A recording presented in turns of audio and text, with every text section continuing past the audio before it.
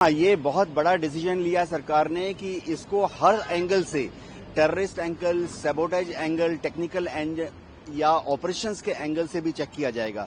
ये भी चेक किया जाएगा क्या इसमें कोई तकनीकी या पायलट्स एरर एंगल था। ये भी हो सकता है कि ये दुर्घटना बर्ड हिट की वजह से हुई हो।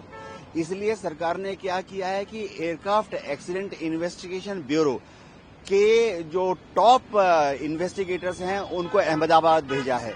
हमें याद रखना पड़ेगा कि भारत में डीजीसीए जो है वो शीर्ष संस्था है जो कि किसी भी एयरक्राफ्ट ऑपरेशंस या ऐसे एक्सीडेंट्स की तहकीकात करती है।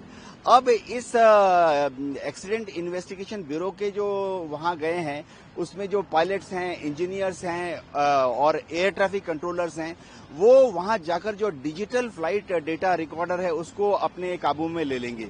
इस तरह से कॉकपिट वॉइस रिकॉर्डर भी मिल गया है, अब उसकी भी समीक्षा की जाएगी। इसी तरह से एयर ट्रैफिक कंट्रोल में एक बहुत बड़ा टेप रिकॉर्डर होता है जो कि डिजिटली लगातार 12 घंटे 24 घंटे तक पायलट और एयर ट्रैफिक कंट्रोल में क्या बातचीत हुई है उसको रिकॉर्ड करता है। इसके अलावा वहां पर जो हवाई जहाज के अवशेष हैं, खासतौर से वह वाला हवाई जहाज का हिस्सा जिसमें कोई फेलियर का डाउट है, जैसे कि इंजन, दोनों इंजन एक साथ चले गए तो हो सकता है फ्यूल कंटामिनेशन हो, तो ये लोग वहां जाकर जो फ्यूल है, एविएशन टरबाइन फ्यूल, उसके सैंपल भी लेंगे। दोनों इंजन अगर एक साथ पैक हो गए हैं तो ये भी हो सकता है कि बर्ड हिट हुआ हो।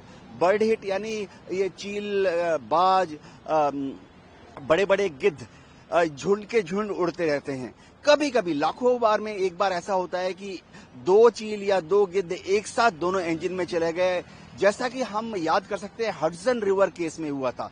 उस वक्त भी वहां एक एयरबस 320 था और 2 चिड़िया एक साथ उनके इंजन में चले गई और दोनों इंजन एक साथ शटडाउन हो गए थे। लेकिन वहां पर पायलट को सामने ही नदी दिखाई दी, हडसन रिवर, उसने वहां फोर्स लैंडिंग कर ली तो काफी सारे पैसेंजर्स और क्रू की जान बच गई थी।